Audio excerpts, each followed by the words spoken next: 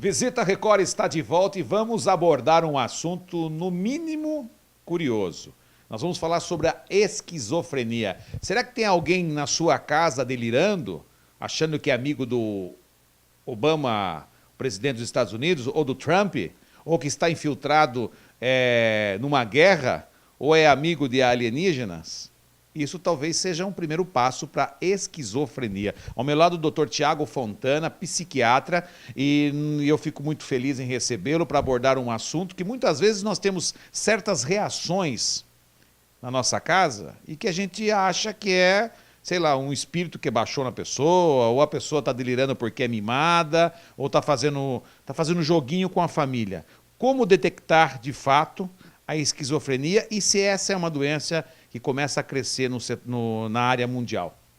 Boa tarde, Alex. Tudo bem? Tudo bem, e você? Tudo bem. Primeiro, agradeço o convite e poder estar falando de um tema bastante importante, né? Visto que a esquizofrenia é uma doença muito grave, certo? Ela pode ter desfechos muito graves, mas se detectada precocemente e tratada, ela pode ter desfechos positivos. Então, como é a forma mais fácil de detectar?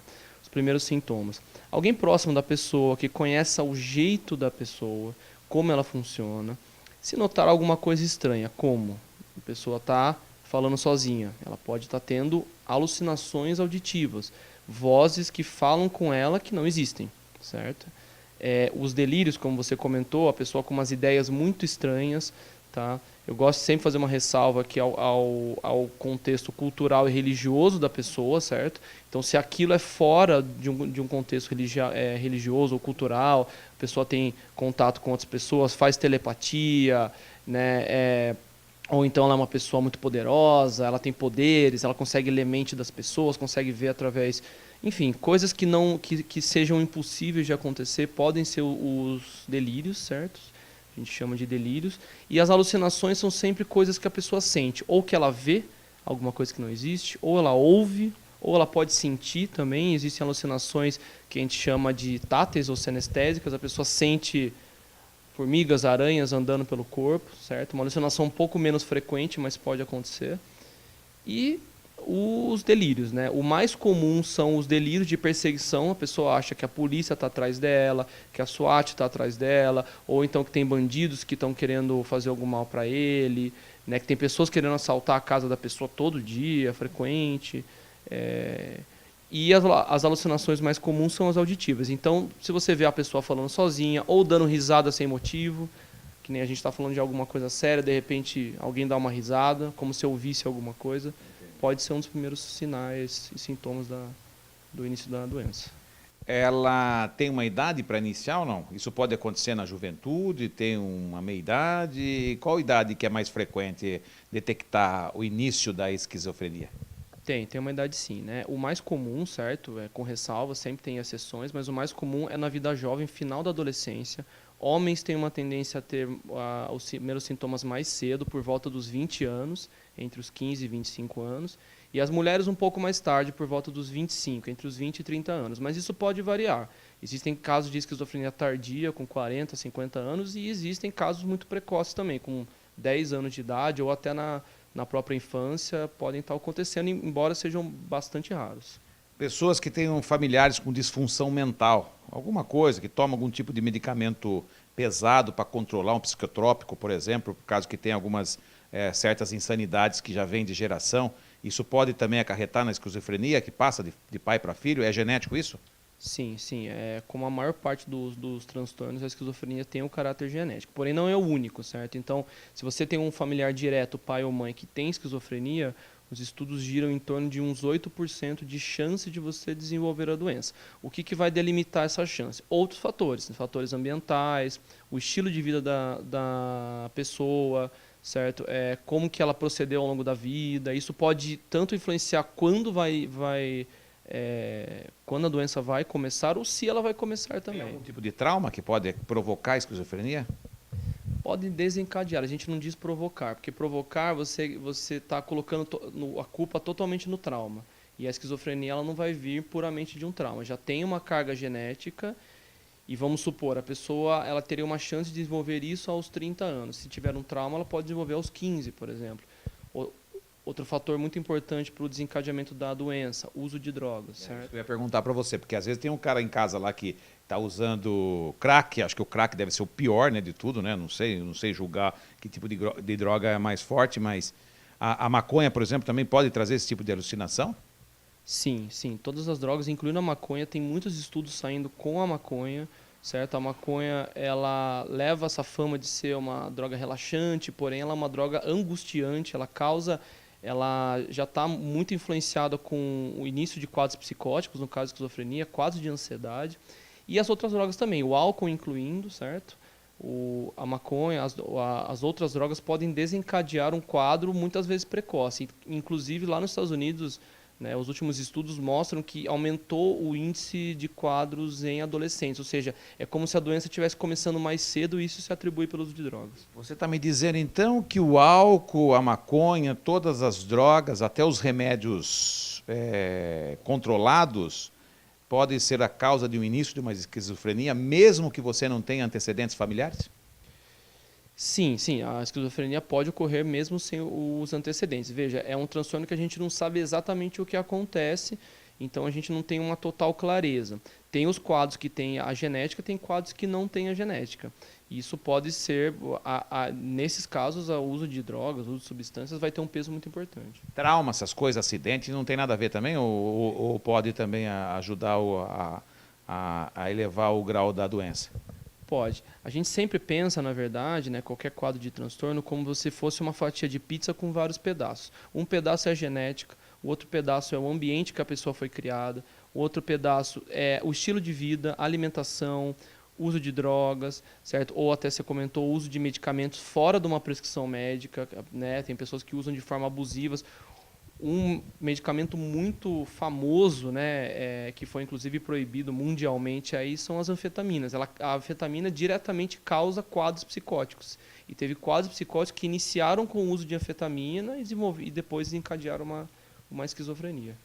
Tiago, não sei se dentro dos seus estudos, vamos relembrar um pouquinho, até para o público em casa tentar associar a doença com gente famosa. Você tem como citar alguns nomes famosos que sofreram esquizofrenia e passaram apuros na vida ou não?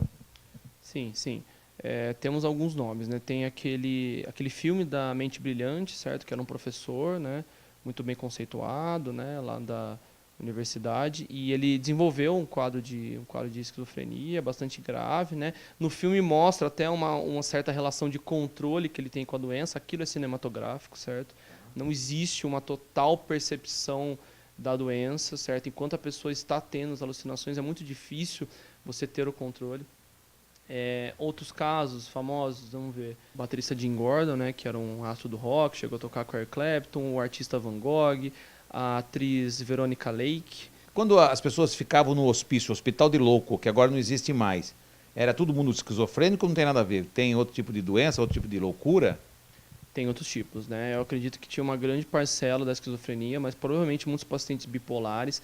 Os manicômios antigos, na verdade, com uma grande ressalva, eram internações muito pouco criteriosas. Então tinha quadros leves, às vezes, de depressão, ansiedade, quadros que não tinham nada e aí acabaram brigando com alguém e foram taxados como louco, né? Uma insanidade que foi feito, né, com a população. Fala a verdade, doutor. Você que é psiquiatra sabe disso, né? Muita gente que foi internada acabou ficando louca, né, sem ser louca.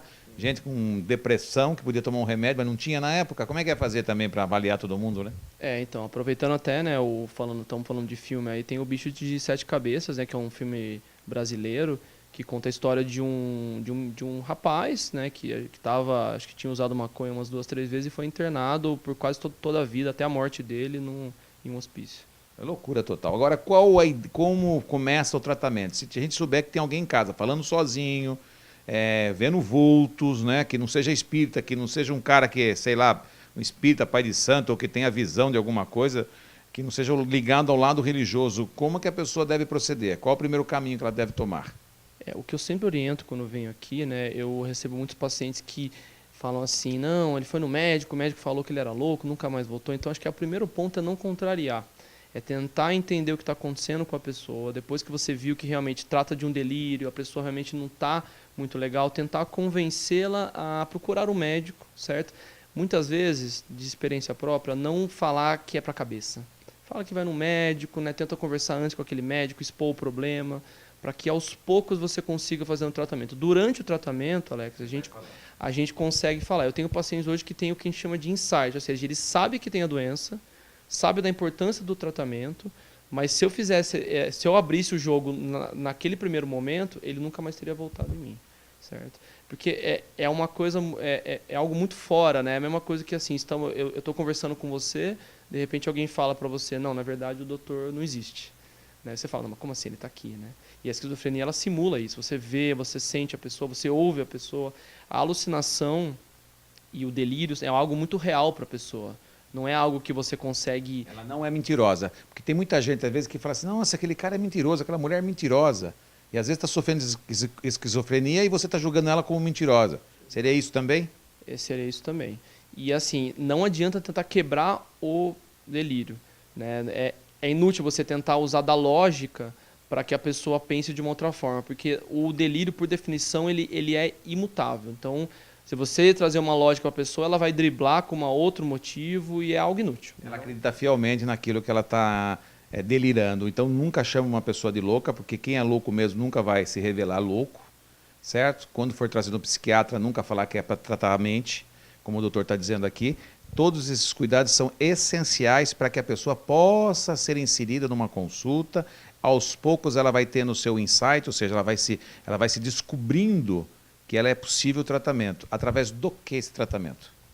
Então, o tratamento é algo muito dinâmico, certo? Faz parte do tratamento que eu falei para você sobre a conversa, né? A gente tem várias modalidades de psicoterapia, de uma psicoterapia voltada para o autoentendimento, para questões pessoais que a pessoa possa ter, né? Que possam estar corroborando para aquele conflito. Se ela usa droga, tratar a droga também. Medicações acabam sendo muito importantes, né? Porque a alucinação e o delírio, você não vai conseguir desconstruir aquilo só por base da conversa, né? Você tem que tomar um remédio. Sim. Infelizmente, a gente acaba tendo que recorrer às medicações. A parte boa, a medicação, quando bem indicada e bem acompanhada, ela funciona muito bem. Ela funciona muito bem. Porque a esquizofrenia já é um quadro que já é conhecido a parte orgânica dele. É uma região do cérebro, certo, que é o circuito da dopamina. Então, a medicação vai agir naquela circuitaria cerebral, que é onde causa, né, a região mesolímbica, ali onde causam as alucinações, os delírios, e aquilo vai cessar. Certo? Então, a medicação acaba sendo essencial, mas a psicoterapia também. E também tem a reabilitação, porque a esquizofrenia, além do que a gente está falando de delírio e alucinação, ela também acarreta um distúrbio do comportamento e da cognição.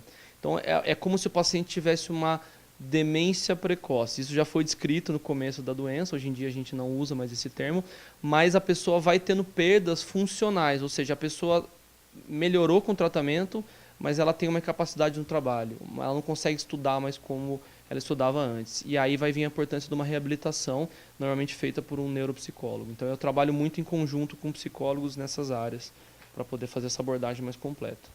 Olha, espero ter dado um pouco de esclarecimento para vocês. Então, quando você vir alguém com uma reação diferenciada, nesse sentido, tenta convencer a pessoa de forma muito leve para que ela possa procurar um psiquiatra aí e fazer o tratamento. Porque tudo tem cura, né?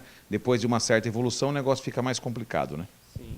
Quanto mais tarde for introduzido um tratamento, menor a chance daquele tratamento dar certo, mais demorado e mais grave é o transtorno. Meu Deus do céu, imagina ficar com alguém delirando dentro de casa, é uma loucura. Bom, semana que vem eu convido o Dr. Tiago Fontana mais uma vez para falarmos do Alzheimer. A população está envelhecendo cada vez mais, vou bater um papo com ele sobre a questão do Alzheimer, principalmente o Alzheimer precoce, que também tem atingido parte da população. São assuntos pertinentes que fazem parte do nosso dia a dia e que é importante a gente saber. Espero ter esclarecido, doutor Tiago, muito obrigado.